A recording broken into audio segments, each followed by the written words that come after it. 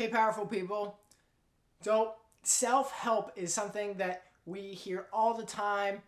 Libraries and bookstores have massive sections of self-help books. Oftentimes, it's one of their largest sections. But when we look at the term self-help, it's contradicting. And essentially, it's a myth. Why is this? Because when we look at the term self, which means a single unit, it's contained. So when we're talking about this in terms of you, we're talking about this in terms of your experiences, your abilities, your knowledge, your ability to have an output, which all are good. We all are individuals and unique, and we add to the power of a group. But when we want to grow, we can't really grow past a certain point without the second part of this, which is help. And help means a community. Someone putting their input into us of their experiences and knowledge, and usually it's someone who has been where we want to go. So when we're talking about self-help, it's kind of a misleading term. While it's a good one and we all know what it actually means, it doesn't really hit the true meaning of what it means to grow by seeking out knowledge that someone else has. So when we're looking at this, we may want to be growing in our relationships with friends or family or a romantic relationship. Or maybe we want to grow in our knowledge of how to bake or cook. Or maybe, like me, you wanted to grow in your knowledge of how to do weightlifting and also racquetball. So when I was in college, I had some extra credits I needed to fill my senior year. And there were two classes that helped me do that. And one was weightlifting and one was racquetball. So weightlifting was super helpful. I had been kind of working out here and there over the past year and a half or so, but wasn't really seeing much gains. And I had done research and talked to some other friends, but really didn't have that consistent input from someone. And luckily enough, the coach was actually a qualified Olympic pole vaulter. So this guy really knew what he was talking about.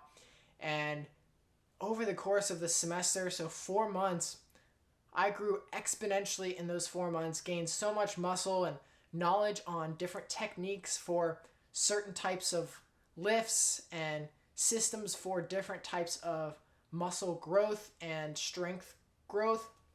So just in those 4 months, I grew probably 10 times the amount I grew in that 1 year prior.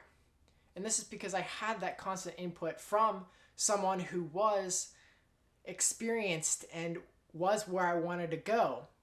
I also had this racquetball class, and at this point I had played tons of racquetball with my roommate Andy. We played probably 6 hours a week of racquetball, and I could beat anyone in this class because most people were not that good, just wanted to have some fun, fill credits kind of like I did. And eventually I said to the professor, hey, would you be willing to play with me after class and help teach me more and get more in depth, because he knew I was better than pretty much anyone in the class.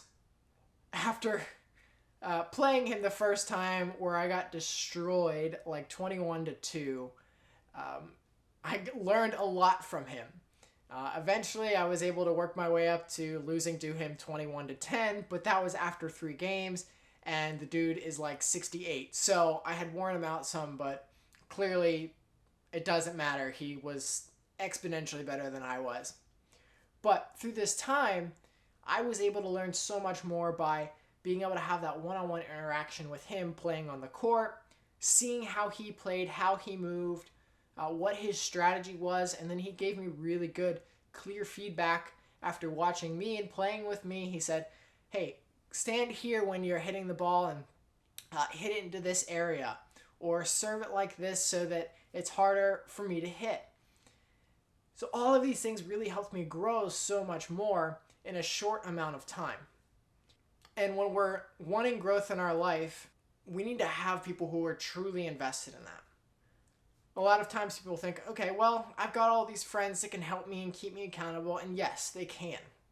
And good friends should be keeping you accountable for all sorts of different things. But if you want to grow in a specific area, you're going to have to find someone that you're probably going to have to pay, like a coach or a mentor, to be able to help you get to where you want to go.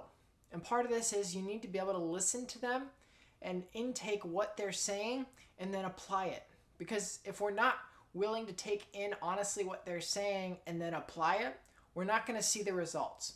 But I promise you that when you do this, they're going to stretch you in ways that you're not able to do yourself because you have a limited experience. And your friends can't do this either because they don't have the knowledge and insight in that specific field. So a coach really is the best way to allow you to grow the most in the shortest amount of time. And the first time I hired a coach, I was terrified that I was spending this money on this and thought it was kind of silly initially, but now that I've done it, I'm kind of addicted to having a coach, whether that's business or personal. I just see so much growth in myself, and just having those sort of people around me and constantly having that input makes me feel so much better every day that I know I have that support. If you want to grow in any area, reach out to a coach. If you want to grow in your ability to connect with your own story and be able to use that powerfully and then be able to connect with people on a very easy basis by either improving the relationships you have or learning how to make new friends and have easy interactions with people, reach out to me. As an interaction impact coach, that is my goal, to help you really understand your story so that you can use it powerfully, but then also give you the skills to go out and talk to people on the street, at parties, with your family members, and have really deep, meaningful conversations. Remember, you guys are made to create, and please like and subscribe.